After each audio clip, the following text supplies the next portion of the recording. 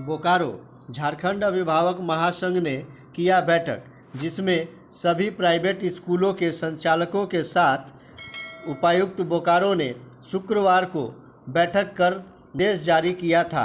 उसके फलस्वरूप झारखंड अभिभावक महासंघ ने आभार प्रकट करते हुए संघ के संरक्षक राकेश मधु व संघ के बोकारो अध्यक्ष नीरज पटेल ने बोकारो उपायुक्त की प्रशंसा करते हुए कहा कि नीरज जी, ज़रा बताया जाए आप डिटेल्स में कि आप लोगों के डीसी साहब से क्या वार्ता हुई और जो स्कूल अभिभावक स्कूल के जो प्रतिनिधि पहुंचे थे उन लोगों से आप लोगों की क्या वार्ता हुई।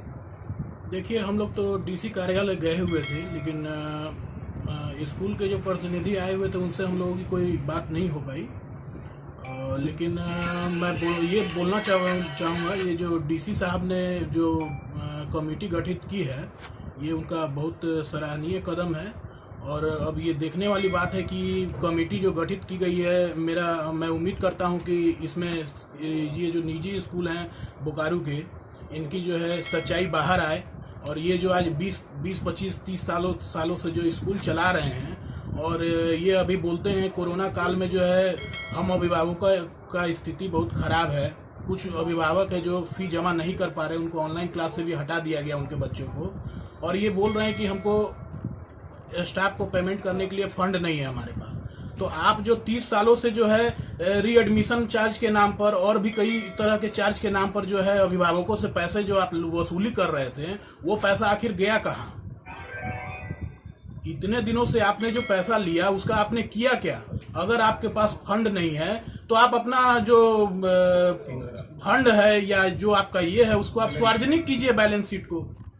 और अगर आपके पास वाकई में अगर नहीं है फंड, तो हम अभिभावक जो है आपको पैसे देने के लिए तैयार हैं। राकेश जी, ये बताइए कि आज आप लोग अभिभावक संघ की आपस की मीटिंग रखे हैं, तो किस मुद्दे को लेकर के रखे हैं और क्या आप लोगों की डीसी साहब से कल जो वार्ता हुई थी वो किस संदर्भ में वार्ता हुई थी, क्या? आज झारखंड अभिभावक महासंघ का जो सारे पदाधिकारी अभिभावक, जो जुझारू अभिभावक 4 महीने से रोड पे जूझ रहे थे, लड़ रहे थे, उसका परिणाम कल डीसी साहब ने सारे निजी स्कूलों के प्रबंधन को बुलाकर सख्त हिदायत दी, फटकार लगाई कि सभी निजी स्कूलों को जांच के लिए डीडीसी साहब की अध्यक्षता में जो कमेटी गठित हुई है, उसके लिए हम लोग आभार व्यक्त कर रहे हैं डीसी साहब को कि हम लोग अभिभावक की बातों को आपने सुना, देर से ही सुना, दुरुस्त सुना। और मैं आपके माध्यम से, इस चैनल के माध्यम से, इस जांच कमेटी के अध्यक्ष डीडीसी साहब हैं, उनसे आग्रह करूंगा, निवेदन करूंगा कि डीडीसी साहब इस अपराध जो निजी स्कूल वाले ने अपराध किया इस 4 महीने में, उस सारे अपराध का साक्ष्य हमारे पास है और आप उसका साक्ष्य को अगर स्कूल मिटाने का प्रयास करेगा तो हम सारे अभिभावक महासंघ के लोग उस साक्ष्य को आपके सामने रखेंगे और इस साक्ष्य के आधार पर आप उस पर कड़ी से कड़ी कार्रवाई करें, उस स्कूल की मान्यता रद्द हो। क्योंकि अपराध करने वाला बचे नहीं, अपराध करने वाला क्षमा का प्रार्थी नहीं है। ये ऐसा अपराध किया है कि इसे क्षमा नहीं दिया जा सकता है।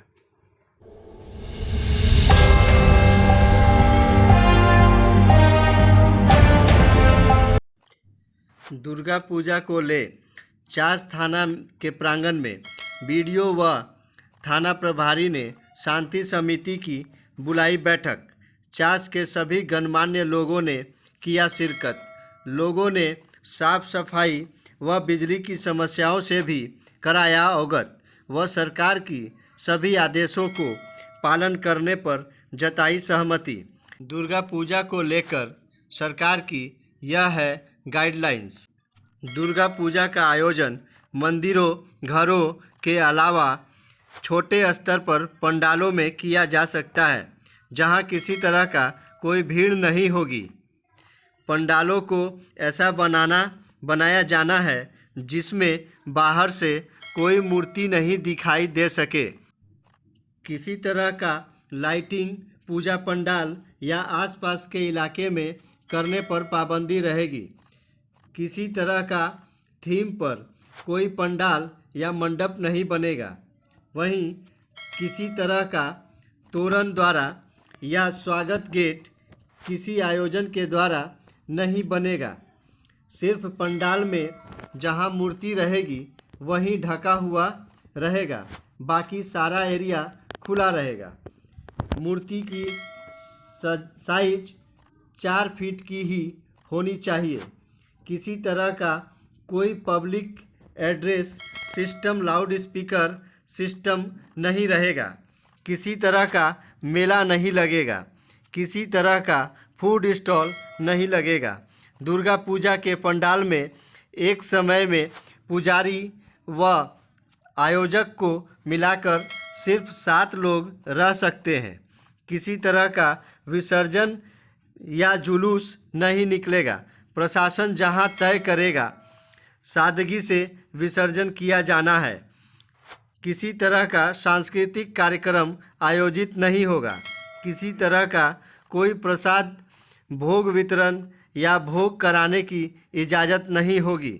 किसी तरह का कोई आमंत्रण भी नहीं बांटा जाना है। किसी तरह का पंडाल या मूर्ति का उद्घाटन कार्यक्रम नहीं होगा। किसी तरह का गरबा या डांडिया का कार्यक्रम आयोजित नहीं होगा। सारे आयोजन के दौरान जो आयोजक व पुजारी मास्क पहने होने चाहिए। 6 फीट का पब्लिक डिस्टेंस होना जरूरी। पूजा पंडाल या मंडप में मौजूद लोग साफ सफाई का ख्याल रखेंगे व कोविड के सारे प्रोटोकॉल का पालन करेंगे। अगर किसी ने नियम का उल्लंघन किया तो उनके खिलाफ दंडात्मक कार्रवाई की जाएगी। क्या कहते हैं वीडियो संजय सांडेल व थाना प्रभारी, सुनते हैं। संपन्न हुई है। शांति समिति की बैठक में सभी शांति समिति सदस्यों को भली भांति सरकार का जो गाइडलाइन है इस बार दशहरा का त्यौहार किस प्रकार मनाया जाएगा साफ तौर पर बताया गया है। पूरा सोशल डिस्टेंसिंग करके जो भी है प्रतिमा 4 फीट से ज़्यादा नहीं होना चाहिए, वो बिल्कुल घिरा हुआ होना चाहिए और पंडाल के भीतर 7 आदमी से ज़्यादा व्यक्ति एकत्रित नहीं होगा। ना कोई भोग का वितरण होगा, ना कोई प्रसाद का वितरण होगा, भोग भी नहीं बनाया जाएगा, कोई एड्रेसल सिस्टम नहीं रहेगा और कोई भी विसर्जन की अनुमति नहीं है। प्रशासन, पुलिस प्रशासन जहाँ पर आवश्यकता होगी तब वो निर्णय लेंगे। तब विसर्जन जुलूस भी नहीं होगा। किसी भी परिस्थिति में ज़्यादा भीड़ एकत्रित नहीं होगा। दशहरा के त्यौहार को हम लोग मनाएंगे, इसमें प्रशासन का पूरा सहयोग है। जी सर, बताया जाए। आज 4 थाना प्रांगण में पीस कमेटी की बैठक हुई थी। इसको हमारे वीडियो साहब लीड कर रहे थे। पीस कमेटी के सभी गणमान्य लोग आए हुए थे। उसमें भारत सरकार का जो SOP है 18 पॉइंट पर, उसके तहत ही पूजा पाठ करने के लिए निर्देश दिया गया है। और पंडाल भी छोटा बनेगा, मूर्ति की साइज भी छोटी रहेगी और जो अस्थाई मूर्ति है उसके लिए कोई रोक नहीं है। जो जैसा है वैसे ही रहेगा, मगर भीड़ बिल्कुल नहीं लगाना है। प्रसाद का वितरण नहीं करना है और न ही प्रसाद चढ़ेगा। और कैंपस में 7 आदमी को ही अलाउ किया जाएगा, इससे ज़्यादा लोगों का अलाउ नहीं है। और साफ सफाई तथा बिजली के लिए नगर निगम एवं बिजली विभाग को कहा गया है। प्रशासन की तरफ से सब जितने भी पंडाल हैं वहाँ फोर्स की व्यवस्था की जाएगी। जो उपलब्ध बल है उससे हम काम चलाएंगे।